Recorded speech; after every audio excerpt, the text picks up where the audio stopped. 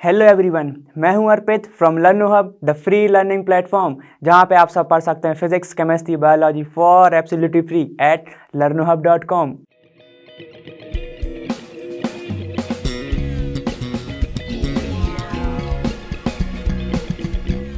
तो उम्मीद है आपने मेरे साथ वो दो चैप्टर पढ़े ही होंगे। ठीक है, चैप्टर नंबर 1 और 2। अब हम आ गए हमारे चैप्टर नंबर 3 पे, जो तुम्हारा कौन सा है, मेटल और नॉन मेटल। ठीक है, जो कि तुम आजू बाजू देखते रहते हो। ठीक, तो हम वो करेंगे आज एनसीईआरटी सॉल्यूशन के पूरे जितने भी क्वेश्चन है तुम्हारे, वो हम पूरे क्वेश्चन देखते हैं। ठीक है, तो चलो हम पहले क्वेश्चन से स्टार्ट करते हैं। चलो,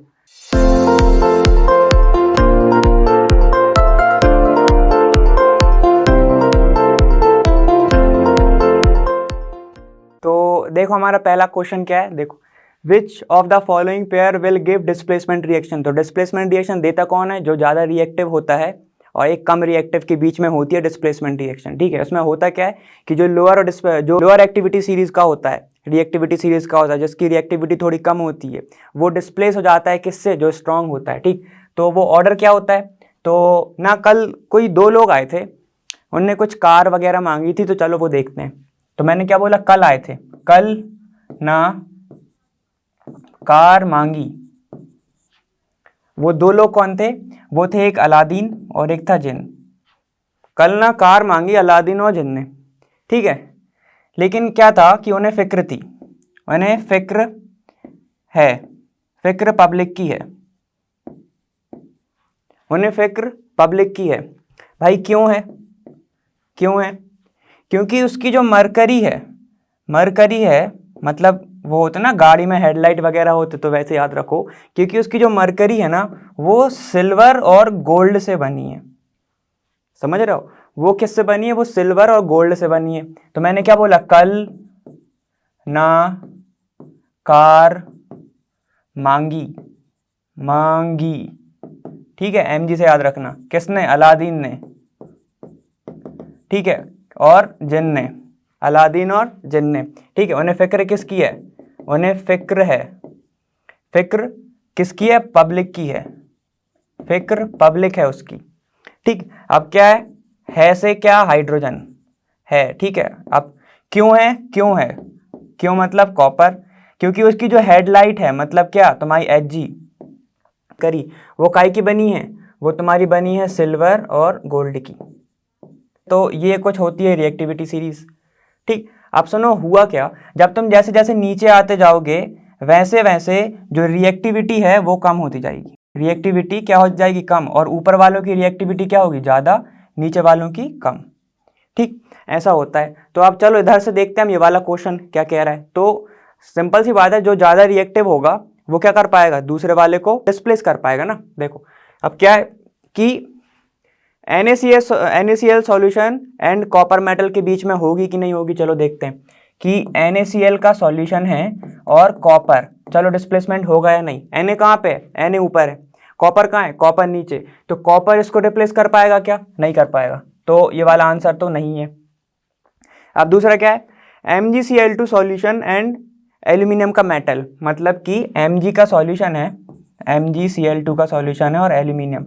तो चलो देखते हैं, अगर एल्यूमिनियम ज़्यादा रिएक्टिव हुआ मैग्नीशियम से, ठीक है, तो ये कर देगा रिप्लेस। देखो ये है इधर, ठीक है, और Mg कहाँ है, Mg है इसके ऊपर, तो ये भी नहीं होगी रिएक्शन, क्योंकि ये ज़्यादा स्ट्रांग है, ये कम स्ट्रांग है।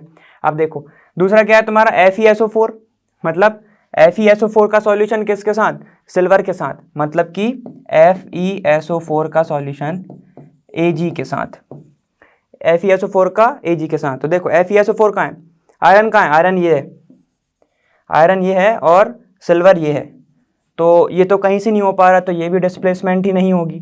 अब देखो दूसरा आखिरी कौन सा बचा हमारा, आखिरी हमारा कौन सा बचा, ये तो नहीं है, ये भी नहीं है, AgNO3, AgNO3 plus copper.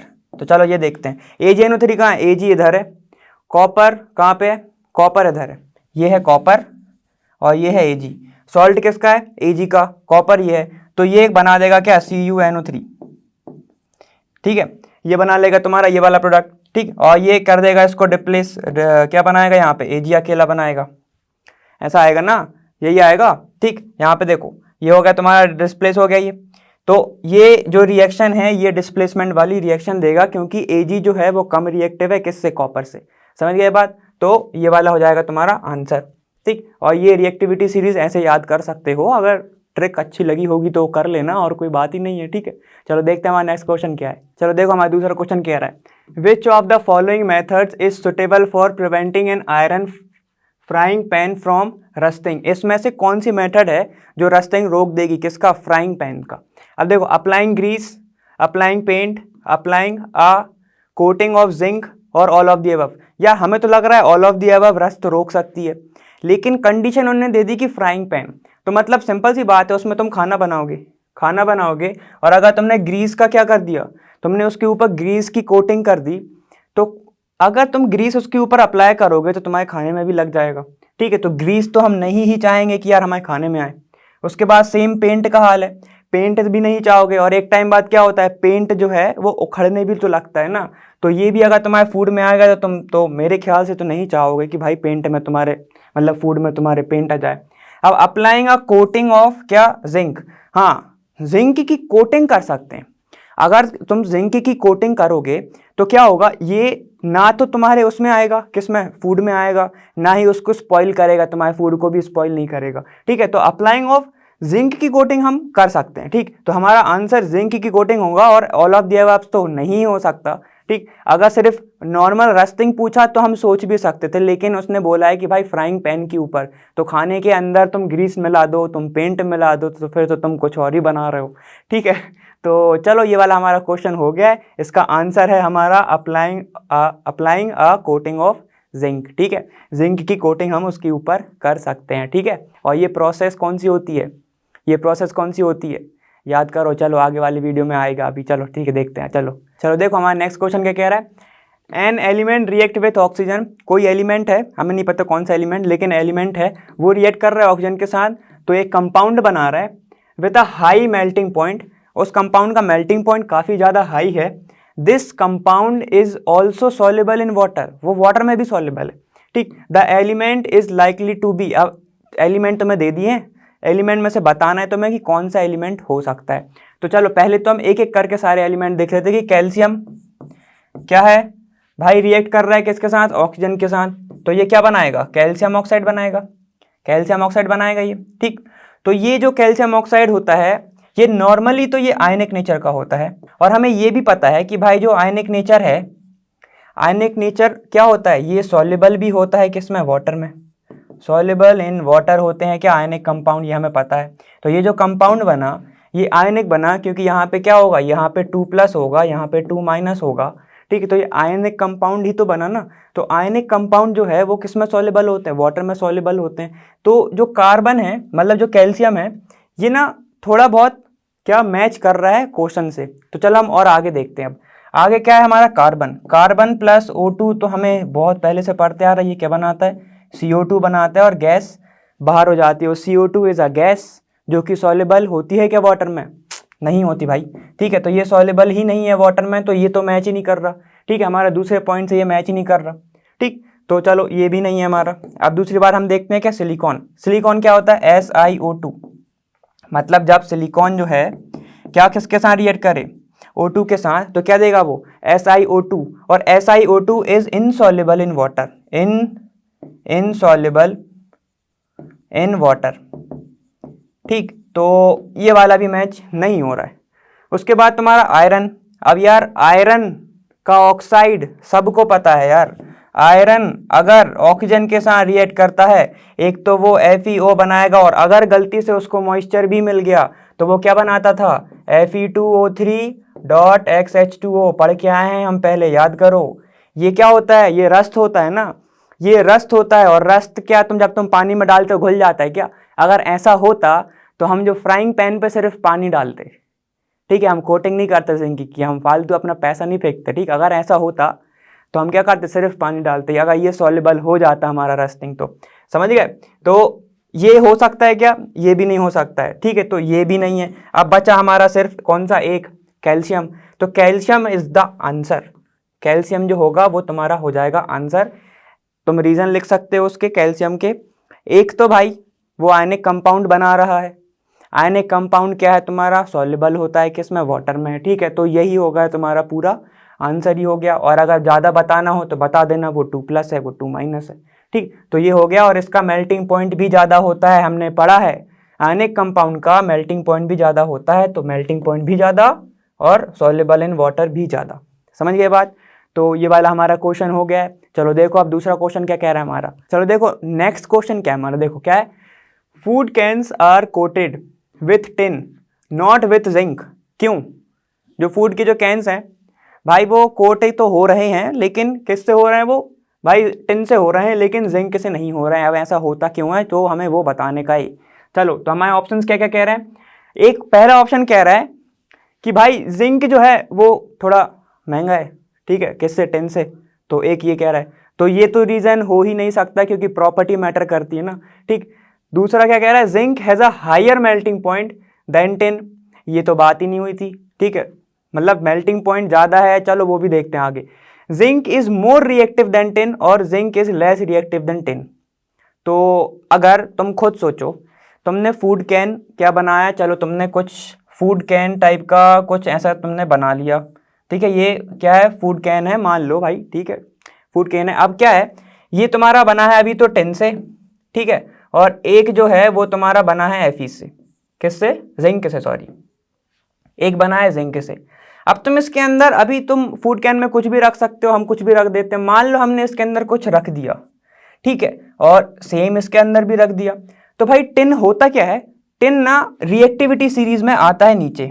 Reactivity series में वो उसकी जो पोजीशन होती है, पोजीशन जो होती है उसकी, वो होती है नीचे, ठीक। और नीचे जो जिसकी पोजीशन होती है वो क्या होते हैं, वो होते हैं लेस रिएक्टिव, वो क्या होते हैं, लेस रिएक्टिव, ठीक।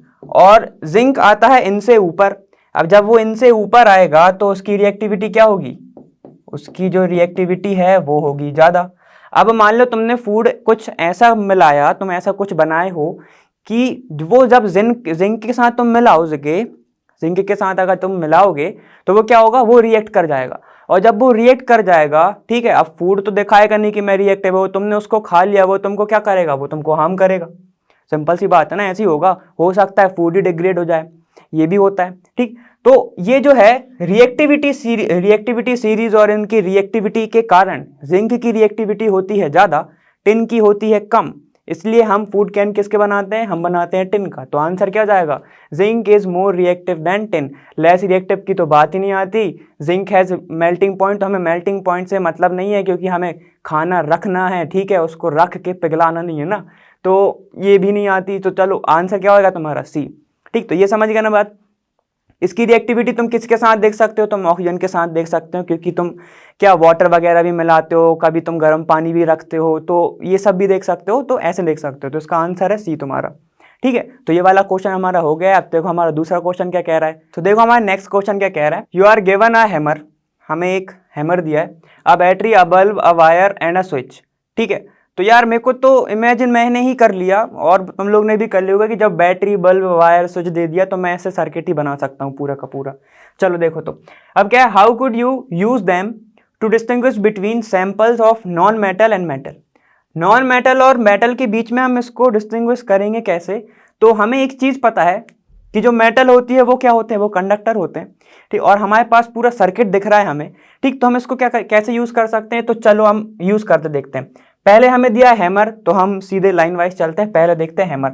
हैमर को अगर हम किसी, मतलब हैमर को नहीं, कोई भी अगर ऑब्जेक्ट दिया है तुम्हें, ठीक, और उसके ऊपर तुम क्या हैमर रखते हो, उसके ऊपर तुम हैमर ऐसे मारते हो और उसको तुम थिन बना देते हो, ठीक है, थिन बना सकते हो, तुम उसको शेप दे सकते हो, ठीक है। तो वो कौन सा, वो जो ऑब्जेक्ट है वो कौन सा होगा, मेटल। हमें पता है ना कि मेटल को हम कोई भी शेप दे सकते हैं, वो मेलेबल होता है। मेन पॉइंट क्या है, वो मेलेबल होता है, ठीक है। क्या होता है वो, मेलिएबल होता है, वो होता है मेलेबल, ठीक है। तो ये हो गई प्रॉपर्टी किसकी, मेटल की। और अगर कोई ऑब्जेक्ट है वो क्या हो रहा है, वो टूट जा रहा है, वो ब्रोक हो जा रहा है, तो वो क्या हो जाएगा तुम्हारा, नॉन मेटल हो जाएगा। तो एक हैमर का तो तुम्हारा हो गया। अब दूसरा आते हैं हम किस पे, हमारा दूसरा दिया तुम्हें एक बैटरी दी है, तो सिर्फ बैटरी से हम कुछ नहीं कर सकते, बैटरी से कुछ नहीं कर सकते। अब तुम सिर्फ बैटरी ऐसे हाथ में पकड़े रहोगे, करंट तो लगेगा नहीं। अब बल्ब दिया है, तुम्हें वायर दिया है, स्विच दिया है, तो यार मैंने ना बैटरी को ऐसे कनेक्ट कर दिया, ये बैटरी है, मैंने वायर लगा दिए, उसके ऊपर स्विच भी लगा दिया, उसके ऊपर ऐसे स्विच भी लगा दिया, ठीक है। और उस स्विच को मैंने ना एक बल्ब से, मतलब उस स्विच को नहीं, यहाँ पे मैंने एक ऐसे बल्ब लगा दिया और इसको मैंने एक ऑब्जेक्ट बीच में ऐसा रख दिया, क्योंकि हमें डिटरमाइन करना है कि मेटल है या नॉन मेटल है, ठीक। और क्या रह गया, वायर तो हम यूज ही कर रहे हैं, बल्ब हो गया हमारा, बैटरी हो गया हमारा, तो बचा क्या, कुछ नहीं। और मैंने इस सर्किट को ऐसे कंप्लीट कर दिया, ठीक है। अब मैं करूंगा क्या, ये तुम्हारी हो गई की, ये जो हमारी हो गई क्या की, ये है कोई भी object, it can be metal, it can be non metal, ठीक। ये है तुम्हारा क्या, बैटरी, ठीक, और ये है तुम्हारा बल्ब। अगर अब तुम क्या करते हो, की को ऑन करते हो, ठीक है, और बैटरी तुम्हारी चलने वाली है, तो क्या होगा, यहां से इलेक्ट्रिसिटी फ्लो होगी। और अगर ये मेटल हुआ तुम्हारा, अगर ये मेटल हुआ तो ये क्या करेगा, ये इलेक्ट्रिसिटी को फ्लो कराएगा। और जब इलेक्ट्रिसिटी को फ्लो कराएगा की को पुश करने के बाद, ऑन करने के बाद, तो क्या होगा, ये जो बल्ब है तुम्हारा ये क्या जलने लगेगा। मतलब अगर कंडक्ट कर रहा है तो वो तुम्हारा हो जाएगा मेटल, और इधर मैंने कुछ लगा दिया तुम्हारा नॉन मेटल। अगर मैंने इधर लगा दिया नॉन मेटल, तो यो भाई साहब ये चमक रहे थे, इधर जो बल्ब चमक रहे थे वो हो जाएंगे बंद, ठीक है, क्योंकि metal is non conductor. Metal क्या होते हैं, मेटल्स, जितने भी metals are non conductor of electricity, हम पढ़ते आ रहे हैं, ठीक है। तो ये हो जाएगा नॉन मेटल, तो हम इसको ऐसे डिस्टिंग्विश कर सकते हैं, ठीक है। तो मेटल हमने तुम्हें क्या जाना, एक तो मेलेबल जाना हैमर की हेल्प से, दूसरा इसका पूरा सर्किट बना दिया था हमने, तो हमने इमेजिन कर लिया पूरा सर्किट है, तो उससे पता चला कि जो अगर मेटल होगा वो करेगा कंडक्ट, और अगर नॉन मेटल होगा वो क्या होगा, वो नॉन कंडक्टर होगा। समझ गए नहीं बात, इतना ही समझ जाओ कि अगर बल्ब जल गया तो मेटल, बल्ब नहीं जला तो नॉन मेटल। समझ गए बात। तो तुम ऐसे भी याद कर सकते हो कि मेटल METAL, ठीक है।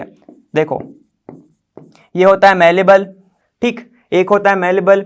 ई से क्या होता है भाई, इलेक्ट्रिसिटी का इलेक्ट्रिक कंडक्टर होता है ये, ठीक है। ई से होता है तुम्हारा इलेक्ट्रिक कंडक्टर। अब टी से क्या होता है, टी से तुम याद कर सकते हो कि भाई वो ट्रांसफर करता है क्या, एनर्जी, मतलब हम ये बोल सकते हैं कि वो ट्रांसफर करता है हीट, ट्रांसफर हीट भी करता है। और मेटल हमें पता है कि मेटल इलेक्ट्रॉन भी ट्रांसफर करते हैं, ठीक है, ये भी पता है हमें, ठीक। और उसी से बनता है हमारा मेटेलिक बॉन्ड बनता है, याद आया ना, ऐसे कुछ भी होता है। चलो, तो टी से तुम क्या याद रख सकते हो, ट्रांसफर ऑफ इलेक्ट्रॉन भी याद रख सकते हो। ट्रांसफर ऑफ इलेक्ट्रॉन, अगर फ्लो हो रहा है इलेक्ट्रॉन तो इलेक्ट्रिसिटी का भी कंडक्टर हो जाएगा।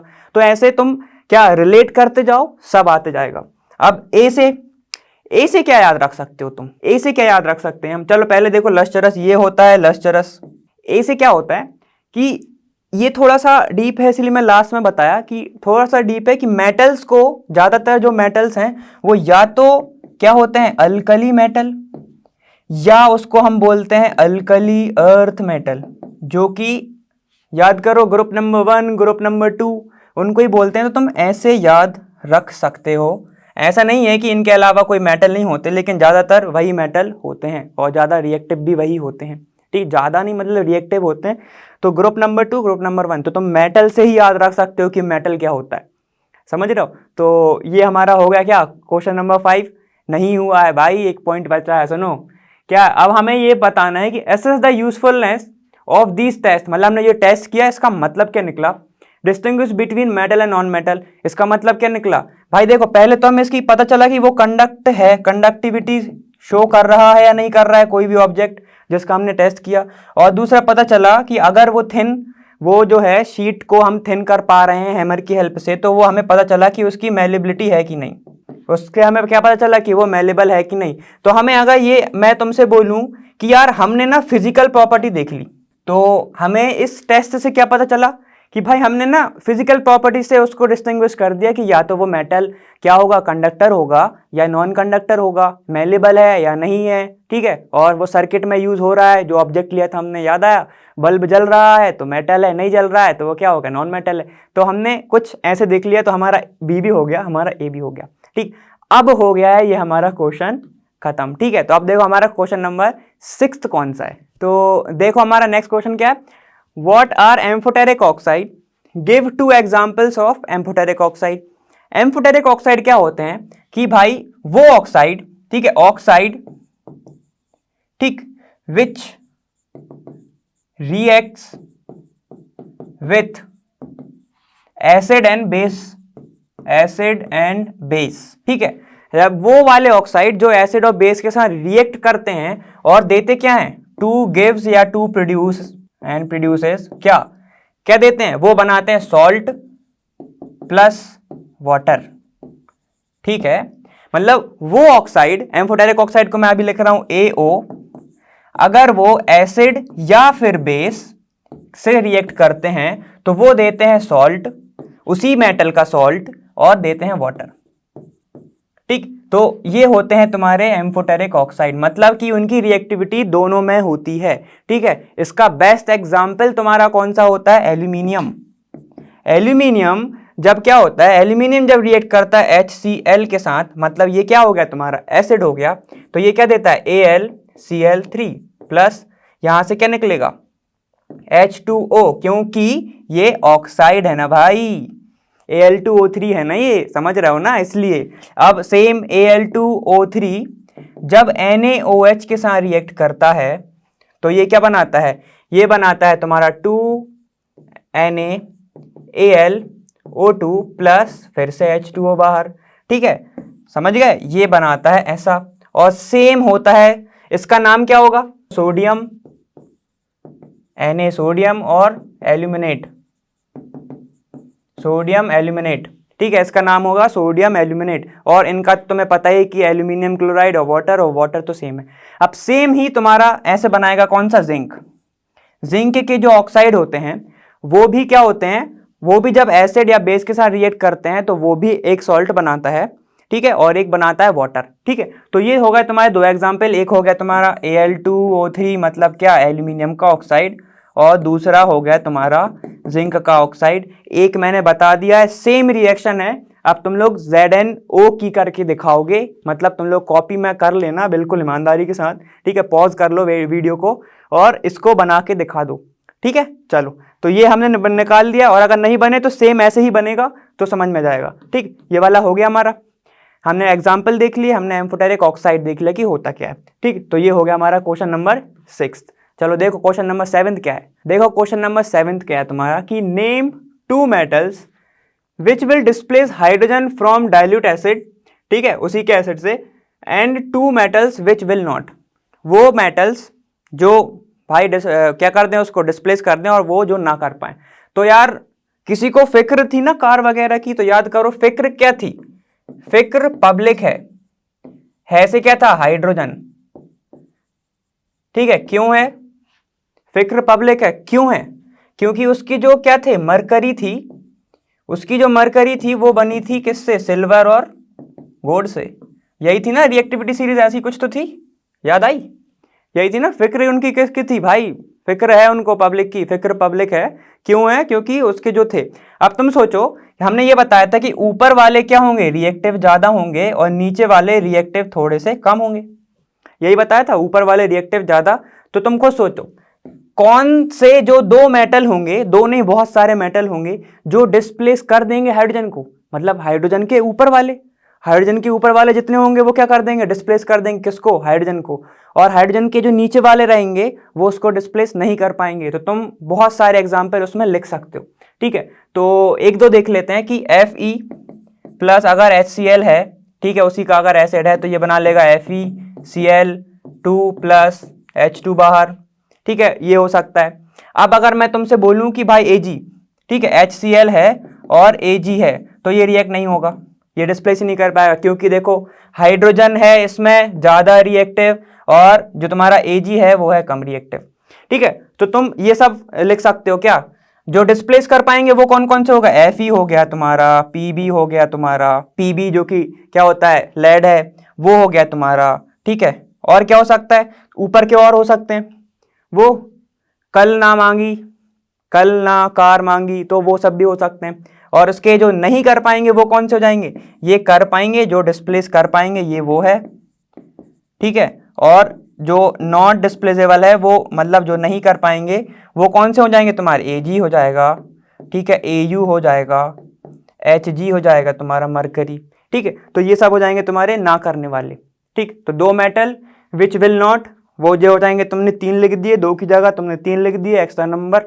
ठीक, और जो विच विल, तो वो क्या है भाई, Fe और Pb और बहुत सारे ऊपर के। समझ गए बात? जो हाइड्रोजन से ज़्यादा रिएक्टिव वो कर पाएंगे डिस्प्लेस, जो नहीं है वो नहीं कर पाएंगे डिस्प्लेस। समझ गए बात?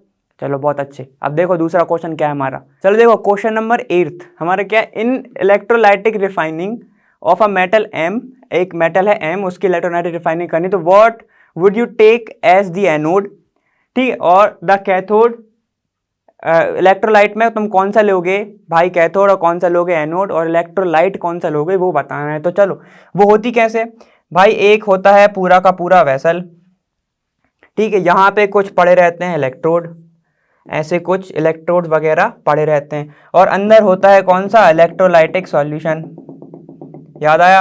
याद आ रहा है? याद आ रहा है? और ये किससे कनेक्ट रहता है, ये कनेक्ट रहता है किससे, बैटरी से। ठीक है, अब उन्होंने बोला तुम एनोड क्या लोगे भाई, अगर कोई मेटल M है, ठीक है, इसका ही एक होगा क्या, इम्प्योर फॉर्म, एक इम्प्योर मैटर, यही है ना इलेक्ट्रोलाइटिक रिफाइनिंग में हम प्योर लेके आते हैं ना। ठीक है, तो क्या होगा, जो इम्प्योर होगा, जो क्या होगा, इम्प्योर मेटल है, तो उसको लोगे तुम एज अ एनोड, और जो प्योर मेटल है, जो प्योर मेटल है उसको लोगे तुम एज अ कैथोड। समझ गए बात? उसको लोगे तुम एज अ कैथोड। तो जो इलेक्ट्रोलाइट का जो सॉल्यूशन होगा, इलेक्ट्रोलाइट जो सॉल्यूशन होगा वो कौन सा होगा, वो उसी का सॉल्ट सॉल्यूशन होगा, सॉल्ट सॉल्यूशन होगा। समझ गए बात? ये बात समझ गए? अब मान लो अगर ये एनोड है, अगर मान लो ये एनोड है, तो ये क्या होगा कि भाई यहाँ से आयंस जाएंगे, इधर के आयंस जाएंगे, तो जो इम्प्योरिटी है, इम्प्योरिटी क्या होगी, वो इधर इनसॉल्युबल होगी पूरे सॉल्यूशन। मान लो ये इम्प्योर है, ठीक है, इतना इम्प्योर है, वो सॉल्यूशन में जाके चली जाएगी और वो डिसॉल्व नहीं हो पाएगी। और जो आयंस आएंगे, जो आयंस आएंगे इलेक्ट्रोड जिससे बना हुआ है, मान लो अगर सिल्वर का है, ठीक है, जो सिल्वर के आयंस आएंगे वो क्या हो गए, वो डिसॉल्व हो जाएंगे।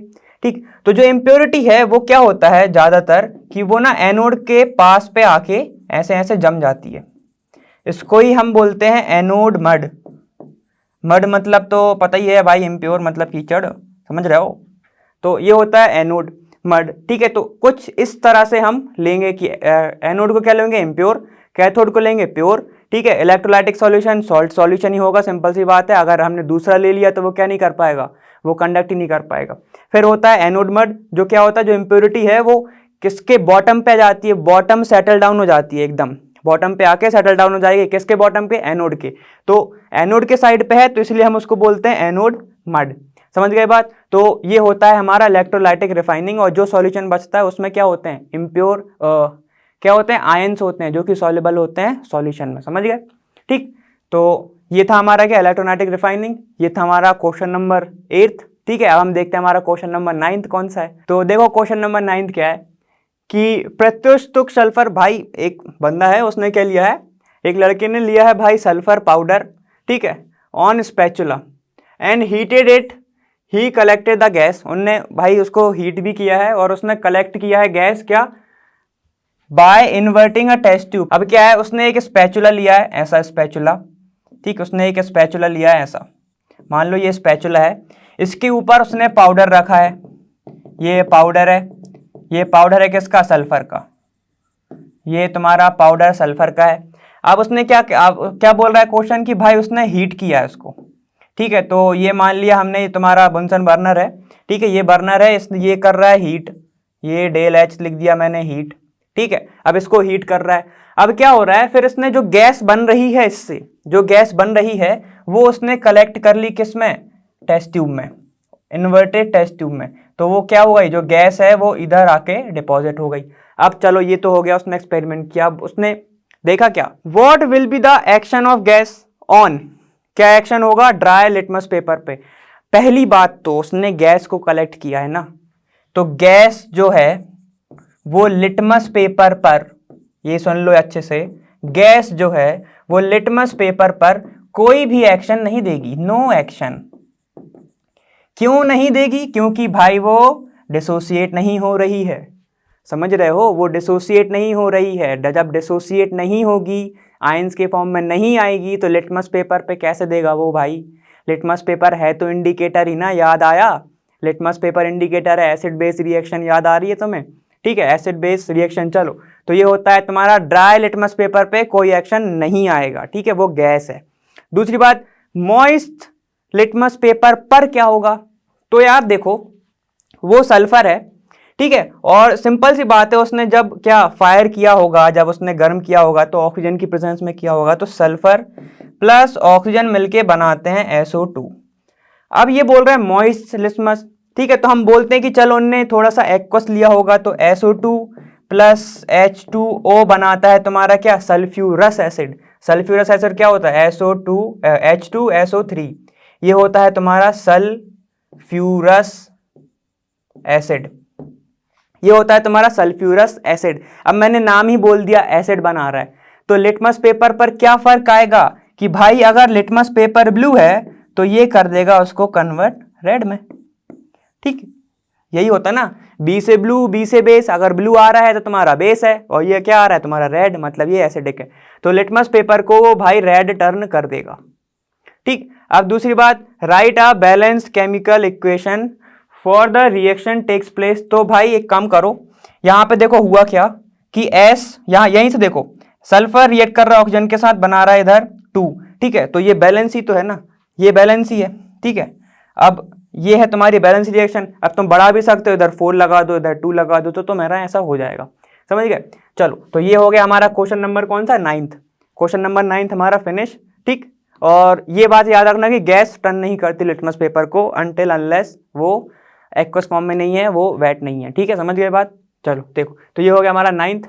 अब देखते हैं हमारा दूसरा क्वेश्चन क्या है 10th वाला। तो 10th वाला क्वेश्चन है कौन सा, state 2 ways to prevent the rusting of iron. Question number पहला याद आ रहा है कुछ, पहला या दूसरा था ना, जिसमें हम कोटिंग कर रहे थे, हम पेंट कर रहे थे, हम ग्रीसिंग कर रहे थे, तो वही सब है कि भाई पहला तो तुम क्या कर सकते हो, ग्रीसिंग कर सकते हो, ठीक है, दूसरा क्या कर सकते हो, तुम उस पर कोटिंग कर सकते हो, ठीक है, तीसरा क्या कर सकते हो, तुम उसके ऊपर लेयर चढ़ा सकते हो, मतलब पेंट कर सकते हो, ठीक है, ये सब कर सकते हो, गैल्वेनाइजेशन प्रोसेस कर सकते हो, ठीक है, उसके ऊपर लेयर ही चढ़ाना है तुम्हें, सिंपल सी बात की तुम कोटिंग कर सकते हो भाई, लेयर की यही है, कोटिंग ऑफ लेयर या कोटिंग ऑफ दूसरा मेटल की लेयर, समझ गए? तो ये सब तुम प्रिवेंट कर सकते हो आयरन से। तो इससे होगा क्या, चलो वो भी देख लो, छोटा सा आंसर जा रहा है, थोड़ा सा बढ़ाते हैं। चलो, क्या है कि ये जो एक मेटल है तुम्हारा प्रेजेंट है यहाँ पे, अब तुमने क्या किया, ये अभी डायरेक्ट कॉन्टेक्ट में आ रहा है O2 के, अब तुमने क्या किया,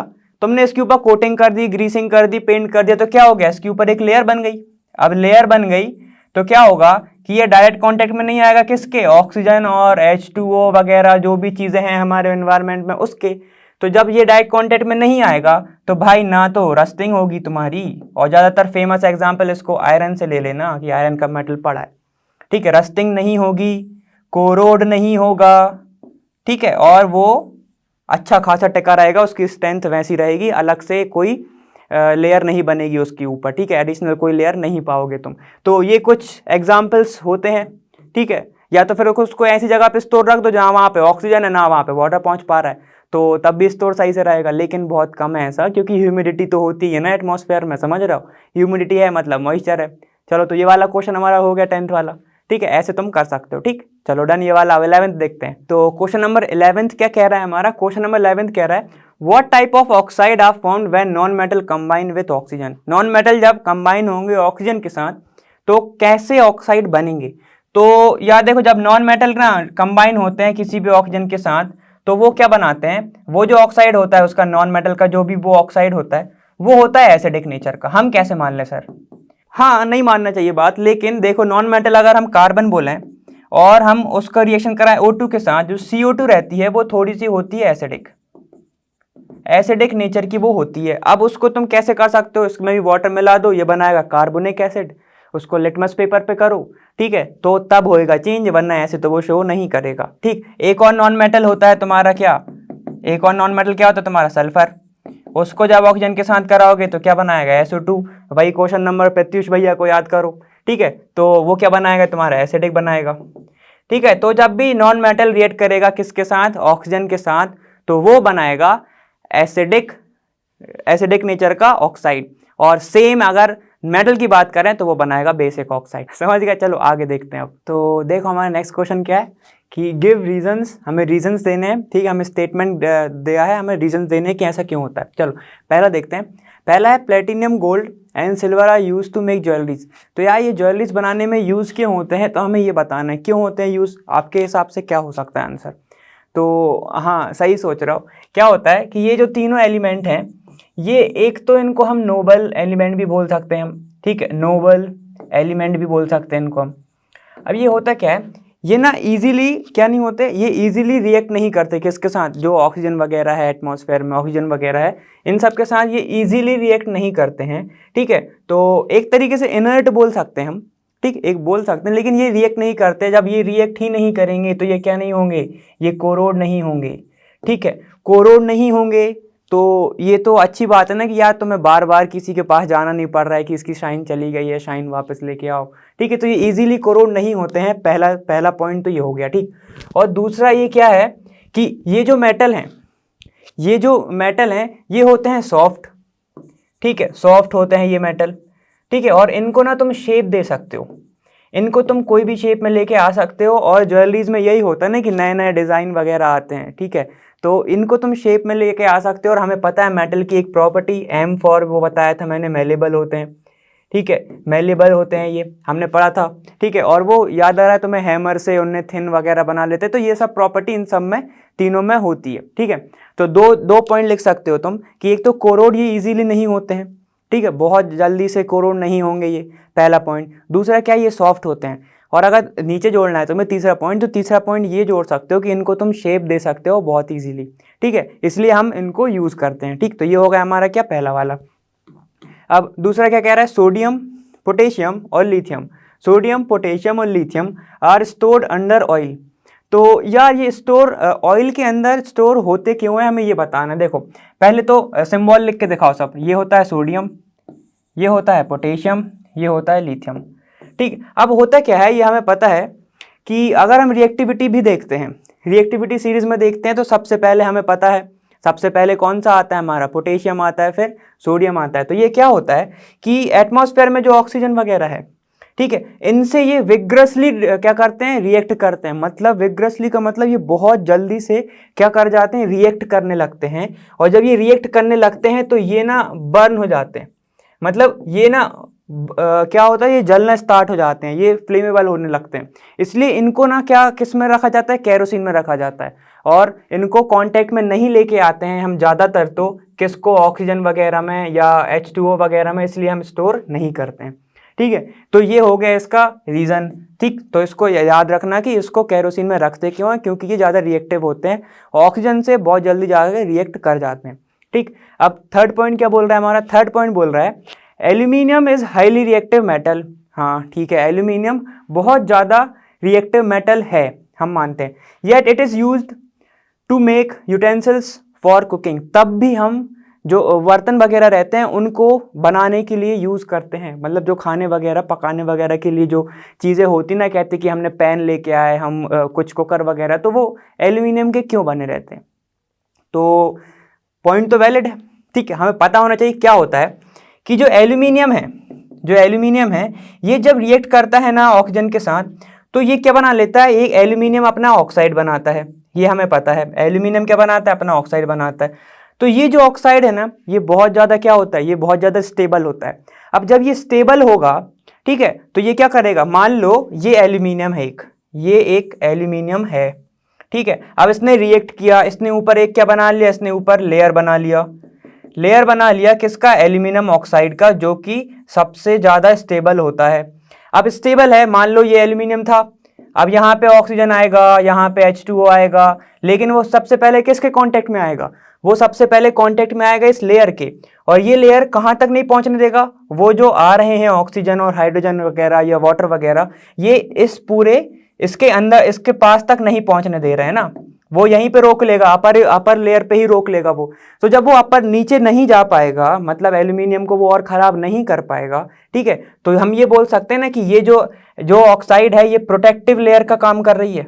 बोल सकते हैं ना हम इसको कि ये भाई प्रोटेक्शन दे रही है। तो हम ये बोल सकते हैं कि जो एल्यूमिनियम की जो लेयर बनती है ऑक्साइड के साथ वो होती है सबसे ज़्यादा स्टेबल। जब वो स्टेबल होती है तो इसको आगे फर्दर रिएक्शन होने से ये रोकती है, इसलिए एल्यूमिनियम का यूज़ अभी भी होता है। ठीक है, और एक प्रोसेस होती है एनोडाइजिंग। इसमें क्या होता है, एनोडाइजिंग में क्या होता है कि भाई जो एल्यूमिनियम है इसके ऊपर ऑक्सीजन की एक लेयर चढ़ाई जाती है, तो उस प्रोसेस को हम बोलते हैं, ये ऑक्सीजन का एक मेटल, ठीक है, ये कुछ टुकड़ा पार्टिकल और इसके ऊपर ये जो लेयर है, ठीक है, इस प्रोसेस को हम बोलते हैं एनोडाइजिंग।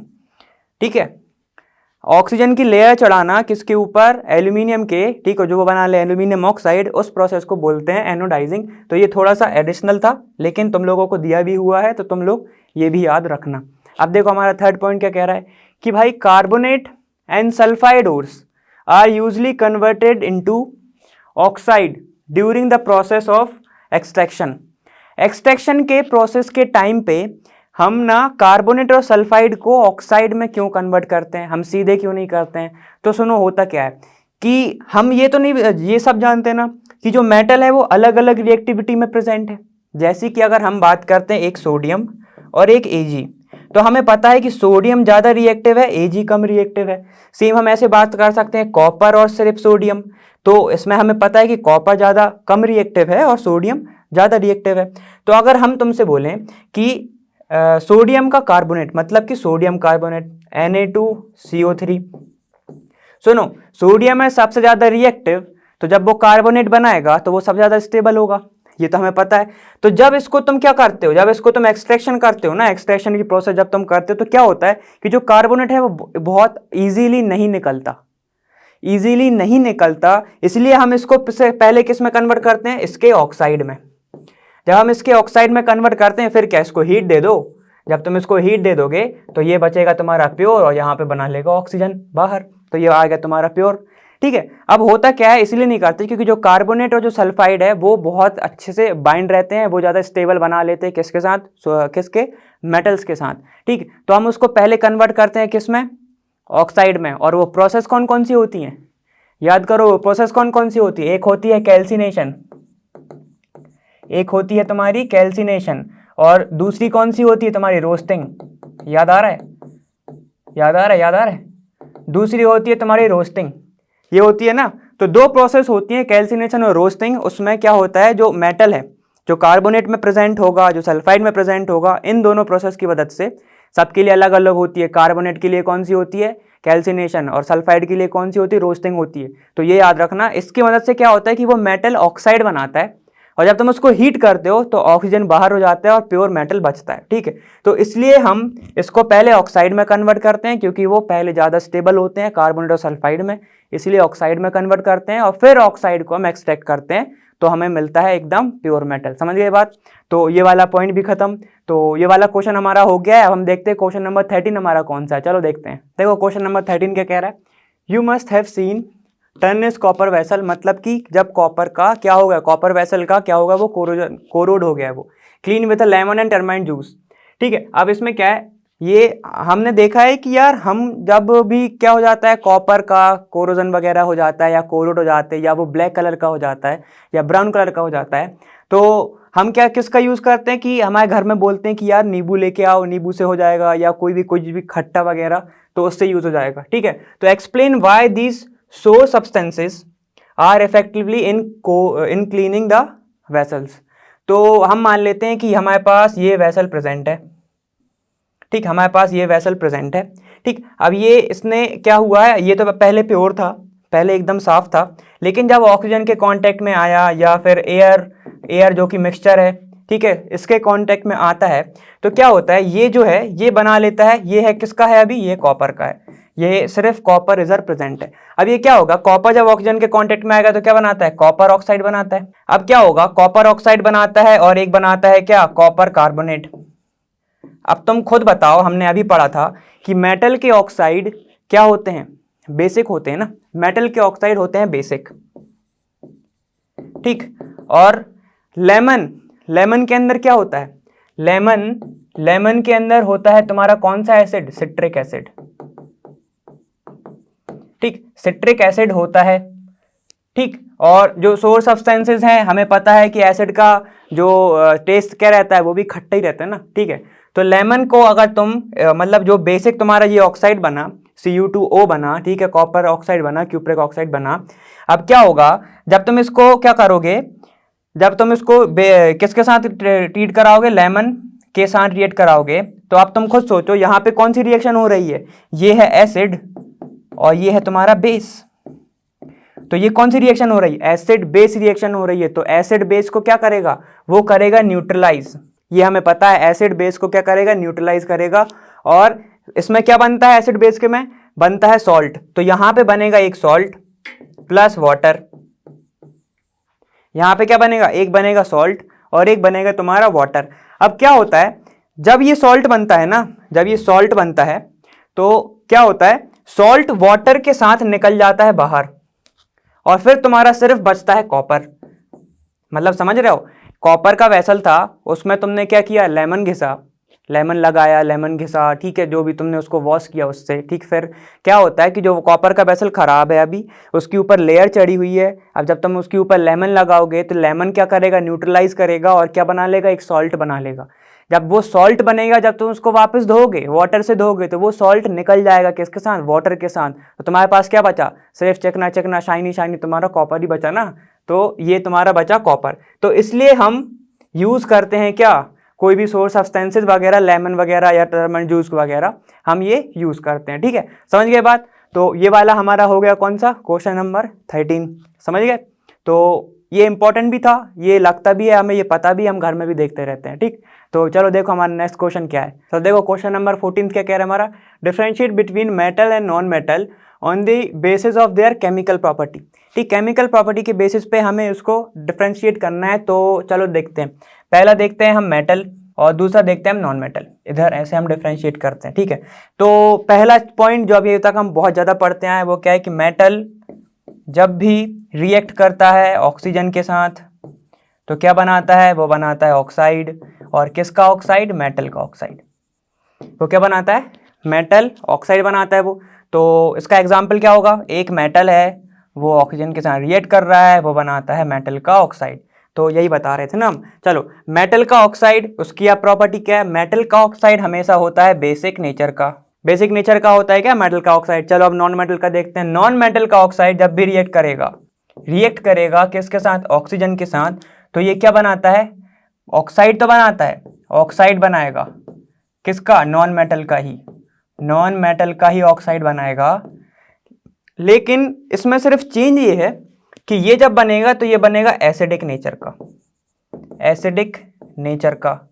इसके एग्जाम्पल हमने देखे थे, क्या था, S+O2 देखा था हमने, तो क्या था वो, SO2 बना रहा था। और एक और था CO2, तो ये बना रहा था CO2। ये दोनों क्या है, नॉन मेटल हैं तुम्हारे, ठीक है, ये दोनों नॉन मेटल हैं। इधर तुम एक और देख सकते हो, बहुत सारे लगा सकते हो। इधर तो तुम CaO था जो वो हमने आयनिक कंपाउंड बनाता है, ये हमने याद देखा था। चलो ये हो गया पहला। अब दूसरा क्या, दूसरा जब भी मेटल रिएक्ट करता है किसके साथ, एसिड के साथ, और तब क्या बनाता है, एक बनाता है वो सॉल्ट, मेटल का ही सॉल्ट, इसका ही सॉल्ट, और एक बनाता है वो वाटर, ठीक है, ये बनाता है वो। अब देखो कैसे, जैसे कि Na है प्लस एसिड HCl है, तो ये क्या बनाएगा भाई, ये बनाएगा NaCl प्लस, क्या होता है, वाटर नहीं निकलता, H2 गैस लिबरेट आउट हो जाती है, यहाँ पे निकलेगा H2 गैस बाहर, ठीक है। एक बार और देख लो कि मेटल ऑक्साइड जब मेटल जो है वो एसिड के साथ जब रिएक्ट करेगा तो वो बनाएगा एक सॉल्ट, ठीक है, और H2 गैस तुम्हारी हो जाएगी बाहर। चलो दूसरा देखो, अगर हम HCl की जगह पे हम दूसरा कुछ ले लें तो तब क्या आएगा, जैसे कि मेटल अगर K प्लस H2SO4 ले लेते हैं हम, मान लो, तो ये क्या बनाएगा तुम्हारा, K2SO4 बनाएगा प्लस, और क्या बनाएगा तुम्हारा, H2 गैस बाहर। यही तो पढ़ते आ रहे हैं हम, ठीक। अब नॉन मेटल क्या रहता है कि नॉन मेटल जो है, नॉन मेटल जो है तुम्हारे, वो ज्यादातर रिएक्ट ही नहीं कर रहे हैं, नो रिएक्टिव या नो रिएक्शन लिख लेना तो अच्छे समझ में आएगा, नो रिएक्शन, ये रिएक्शन नहीं देते हैं, समझ गए बात। अब देखो दूसरा पॉइंट, जब भी मेटल किसके साथ रिएक्ट करेगा, तुम्हारे बेस के साथ, जैसे कि अगर तुम्हारा सोडियम है और वो KOH के साथ रिएक्ट कर रहा है, ठीक है, तो क्या बनेगा तुम्हारा, इधर बने, ये तो डिस्प्लेसमेंट टाइप की रिएक्शन हो जाएगी ना, ये क्या कर देगा, डिस्प्लेस कर देगा, और यहाँ पे क्या बनाएगा, NaOH प्लस फिर से H2 गैस बाहर, तो सेम होगा। ठीक, यहाँ पे क्या होगा, ये बेस के साथ कंपाउंड बहुत बड़ा बनाते हैं, ठीक है, ये कंपाउंड बड़ा बनाते हैं, जैसे कि नॉन मेटल का, चलो रिएक्शन इसका नो कंपाउंड कॉम्प्लेक्स कंपाउंड बनाते हैं, ये कॉम्प्लेक्स कंपाउंड। ठीक, फोर्थ पॉइंट देखो, फोर्थ पॉइंट क्या है, फोर्थ पॉइंट क्या है, जब कभी भी, इधर लिख रहा हूं मैं, फोर्थ पॉइंट क्या है तुम्हारा, जब कभी भी मेटल जो है वो रिएक्ट करेगा किसके साथ, H2O के साथ, तो ये क्या बनाता है, मेटल हाइड्रोक्साइड, मतलब MOH बनाएगा और H2 बाहर, ऐसा होगा। जैसे कि अगर हम देखते हैं क्या, वही Na प्लस H2O, तो ये बनाएगा क्या, NaOH प्लस H2 बाहर।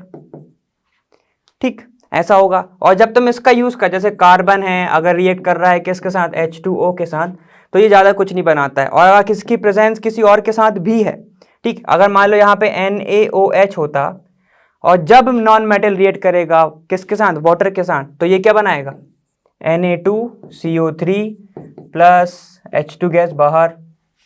ठीक है, तो ये कुछ रिएक्शन होती है तुम्हारी।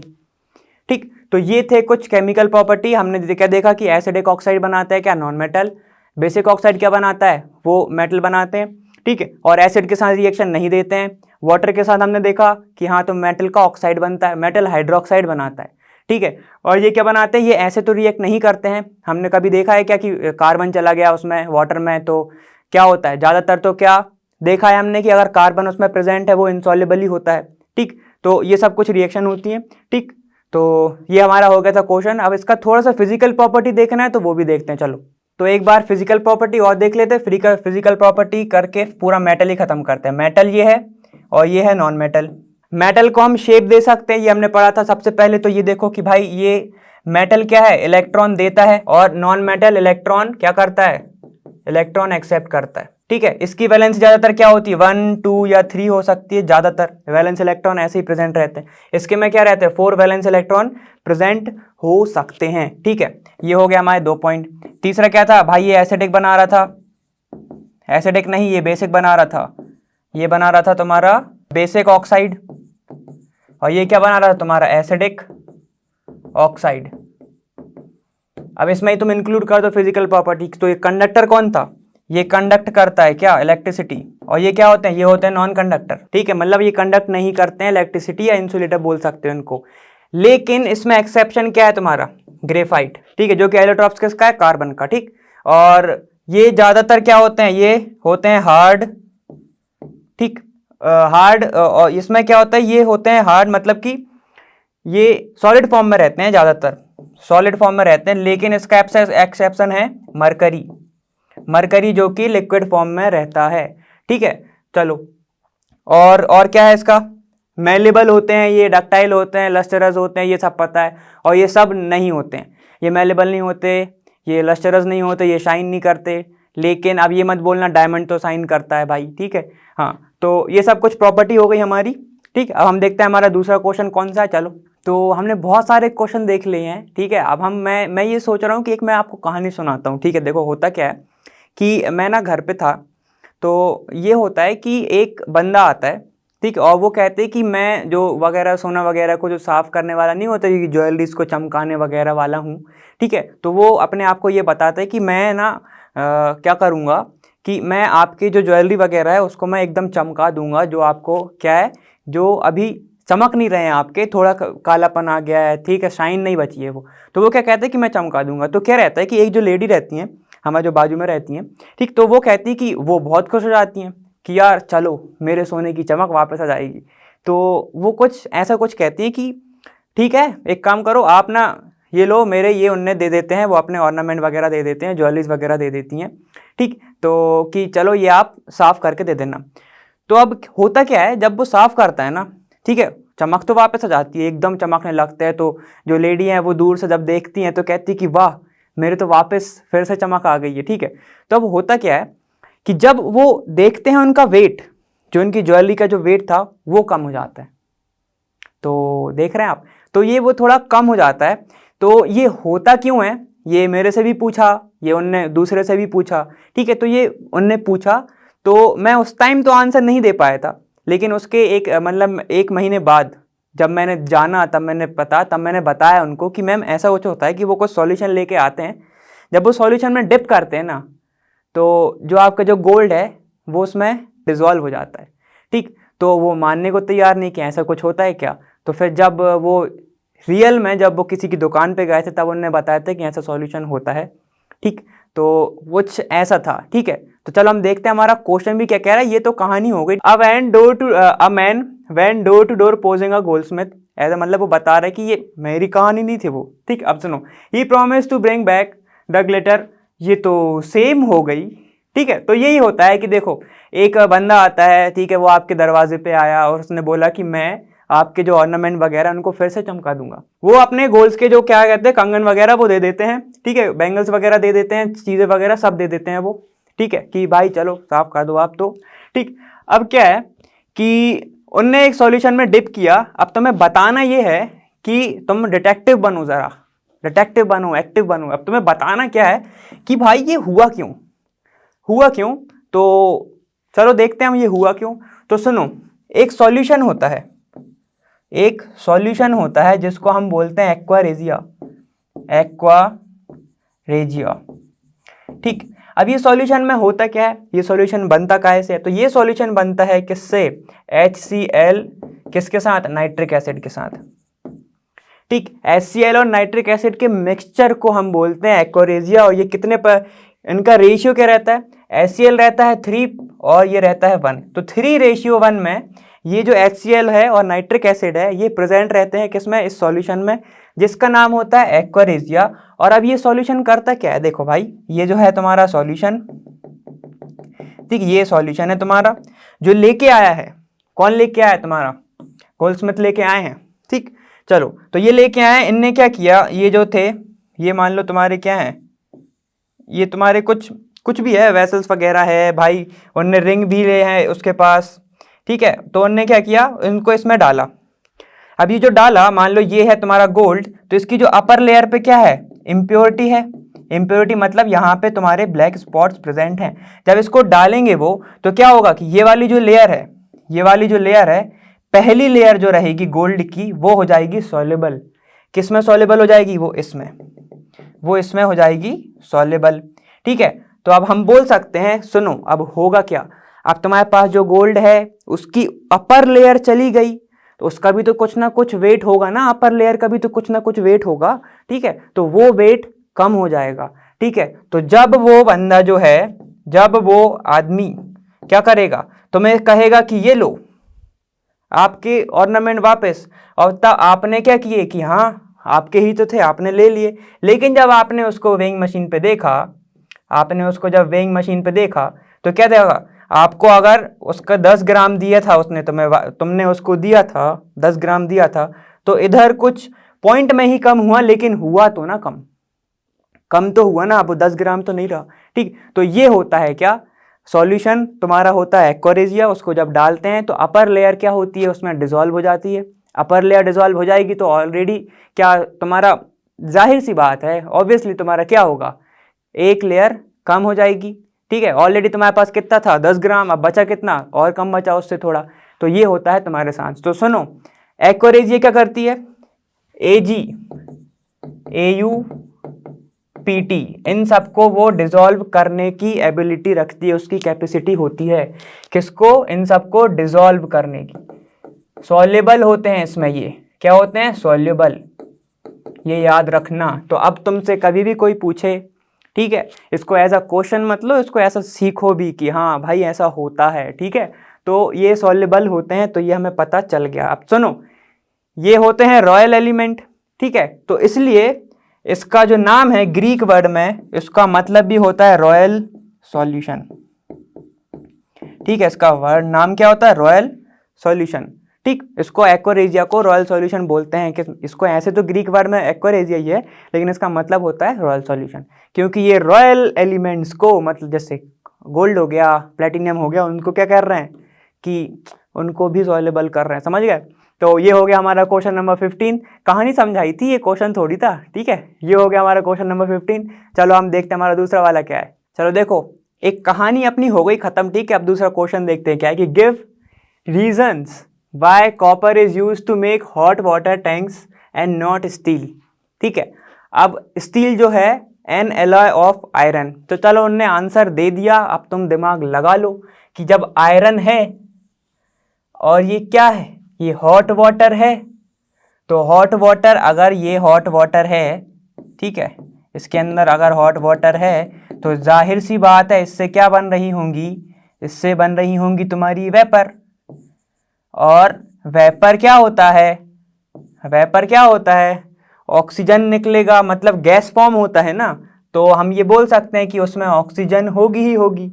और वो हॉट वाटर है तो मॉइस्चर तो उसके अंदर है ही प्रेजेंट, ठीक है, मॉइस्चर उसके अंदर है ही प्रेजेंट ना। तो अब सुनो, अगर हम स्टील से बनाएंगे जो कि किसका अलॉय है, आयरन का, तो सुनो, iron plus O2 plus moisture, moisture मतलब तुम्हारा वाटर तो है ही, ठीक है। तो ये क्या बना देगा, ये बना देगा तुम्हारा Fe2O3.XH2O। इस वीडियो में मैंने इसका शायद 2 बार तो नाम ले ही लिया होगा, ठीक है। तो इसका नाम अब मैं नहीं बताऊंगा कि ये इधर क्या हो गया आयरन के साथ, ठीक है। अब गैस कर लो तुम लोग कि ये क्या हो गया इसके साथ, ठीक।